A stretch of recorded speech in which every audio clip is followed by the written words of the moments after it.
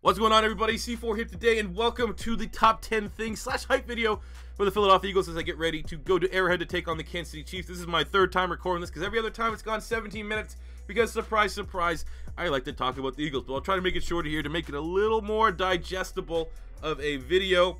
So yeah, we're going to do the 10 things to keep an eye on for this game. You know, some things are key for the Eagles if they want to win. Others are just big-time matchups that neutral fans may just want to enjoy.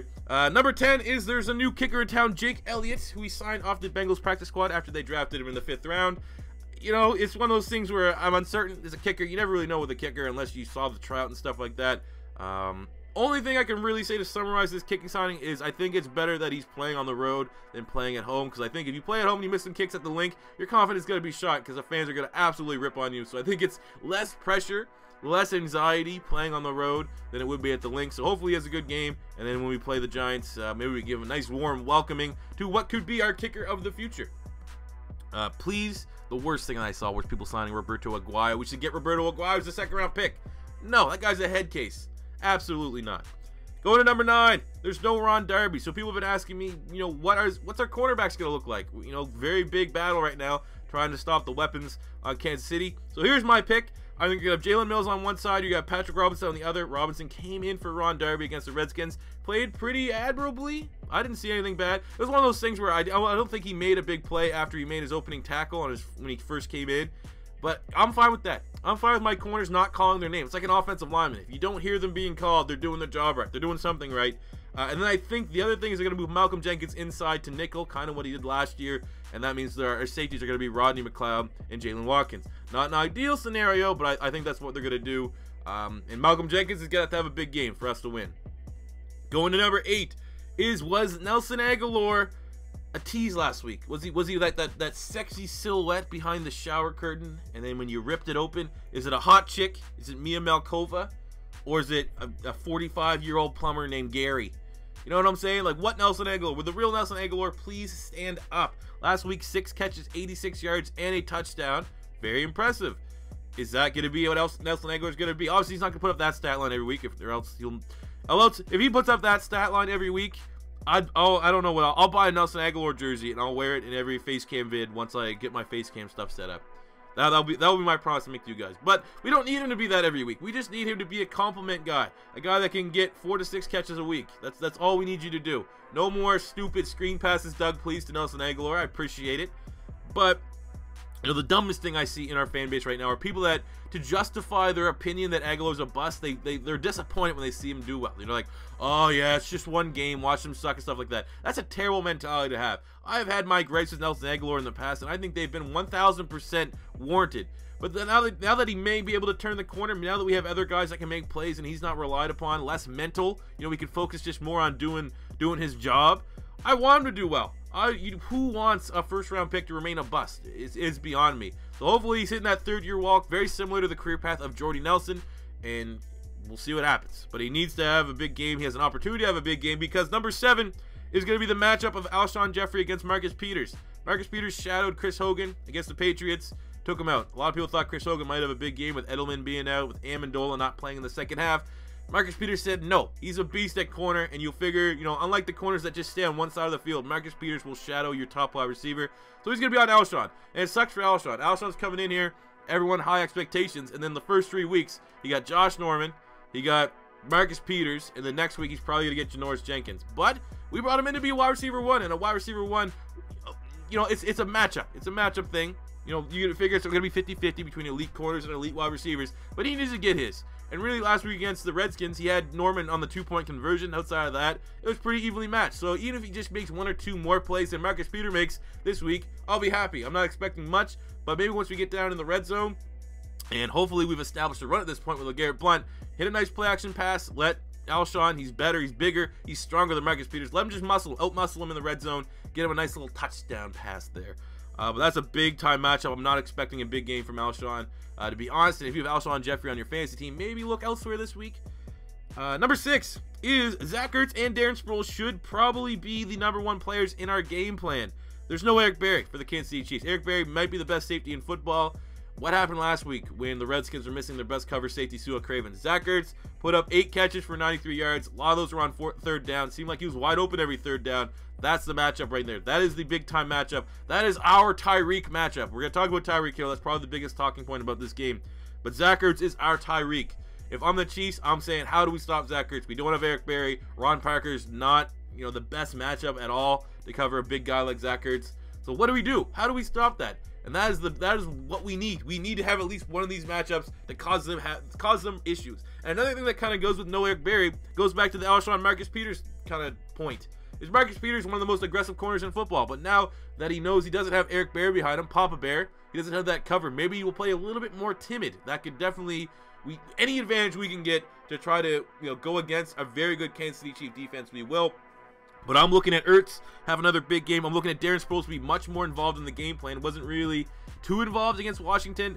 You had to take advantage. Anytime a superstar player is missing on the defense, teams usually don't have a lot of cover. I think they have Sorensen, who's not bad, but he's not anything too special.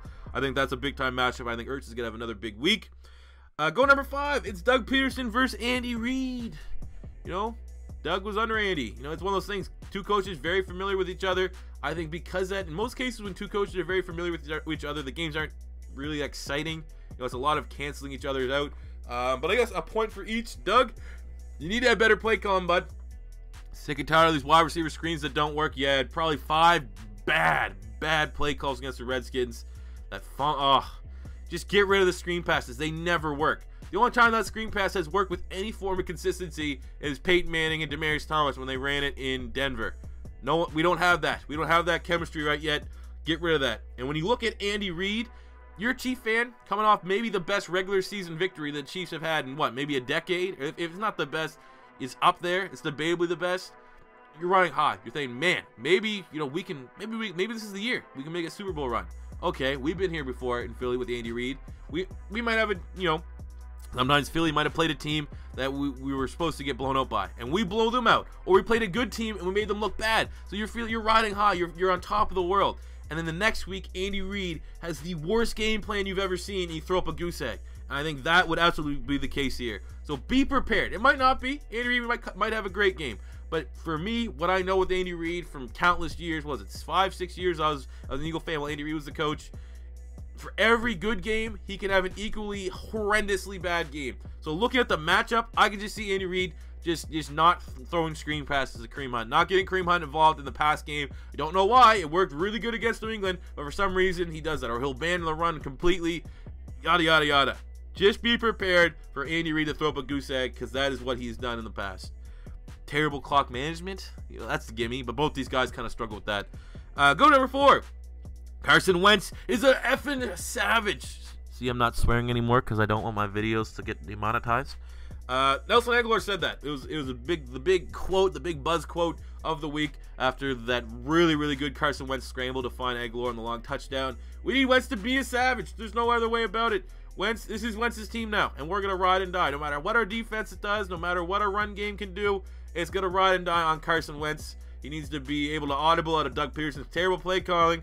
He needs to be able to, go up against elite defenses and continue to make plays. Redskins, very good defense. Not as good as Kansas City, but still similar type defenses. We need to continue to make plays. We need the offensive line to step up. But when the offensive line doesn't step up, we need Wentz to continue to be a savage. Just keep plays alive.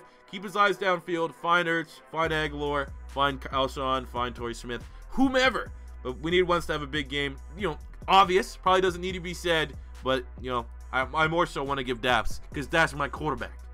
Go to number 3 is New England could run on Kansas City. We could establish the run and do the exact same thing. We brought in LeGarrette Blount to do exactly what Mike Gillespie was able to do against the Chiefs week 1. Gillespie got 3 touchdowns in the red zone. The Patriots manhandled the Chiefs red zone defense. That's what we need to do. Our offensive line is debatably as good as the Patriots, if not better. There is no reason why LeGarrette Blount, who is 100% going to be used the same way, or should be used the same way that Mike Gillespie is used in New England, because Gillespie was brought in to replace Blount. Why can't Blount get 3 touchdowns? I'm not saying he's gonna, but I'm gonna say once we get in the red zone, just have that in mind. It's like, oh well, the Chiefs couldn't stop Mike Gillespie, So why don't we run LeGarrette Blount right up the middle? Let's see if that works. Let's see if this actually may be the Achilles heel of this tremendous defense. So establish the run. Again, kind of like saying the quarterback needs to have a big game and establish the run. They kind of go hand in hand as duh, but a lot of people are still buzzing. How do you feel with the Philadelphia Eagles run game? This and that, this and that. Well, we brought in Blount to do what Michael Ilsley do. Literally, we brought him in to do what Michael Ilsley did against the Chiefs last week for the Patriots. Let's see what we can do here. Number 2, biggest talking point is usually it's not number 1 is because it's not the number 1 way how to stop him. Is Tyreek Hill. How do we stop Tyreek Hill? Originally, we had Ronald Darby. He was getting speed on speed. Now, how do you stop what might be the fastest player to ever play in the NFL? Zone. There you go. Easy question. Zone. Don't ever, at any point in this game, play man defense because that was the one play he beats us. Keep him in front of you. Maybe you have Rodney McLeod. You work at a deal. You have Jeffrey Lurie, pay us fine. Maybe get an unnecessary roughness call. Shake him, rat him a little bit. Just keep him in front of you. That's it. It's tough. It's easier said than done. But have zone. Double up on him. Constantly have soft coverage. Keep him in front. And then he's not going to break tackles. You know, he's not going to. Once you put hands on him, if you have bodies there, he's not going to be the guy that just muscles his way through like Amari Cooper did. He's going down. He weighs what? $130. So keep him in front of you. Zone defense. I think Jim Schwartz knows this. There's a reason why Jim Schwartz is one of the better DCs in football.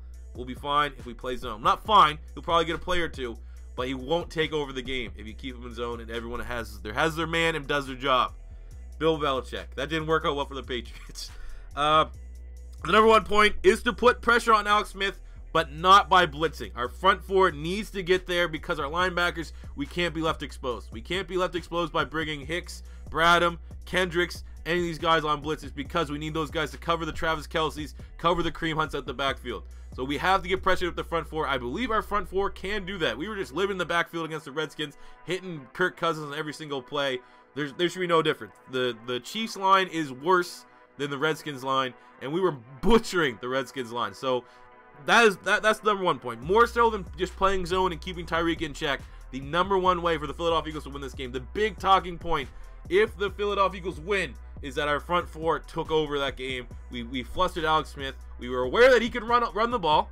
I do not want to see the Eagles lose this game because Alex Smith had like 70 yards rushing, with just running on every third down on keepers and stuff like that. But bring the damn pressure, and that is why my MVP prediction for this game, if the Philadelphia Eagles win, is going to be Brandon Graham, because he's going to have to make Alex Smith's life a living nightmare. Don't give him any time to let Tyreek Hill get wide open. You know, just shut down the run game. You know, there's got to be plays. There's got to be Kareem Hunt screen passes. Eagles always, for some reason, struggle against teams that like to run heavy screen passes. But if you put pressure on Alex Smith with the front 4, not having to bring in the linebackers, I think everything's going to be nice. Also, maybe just, you know, kind of piss off Travis Kelce a little bit. That guy's a nutcase. Guy's like a mini Odell. If you chip him a couple times, you make him upset, he's gonna get like a stupid, you know, personal fouls left, right, and center. So maybe do that. But there you go, guys. Those are the 10 things to keep an eye on for the Philadelphia Eagles versus the Kansas City Chiefs. Let me know what you guys think about this game in the comment section below. If this is your first time stopping by, don't be afraid to hit that subscribe button. Why not? Fly, Eagles, fly. Peace out.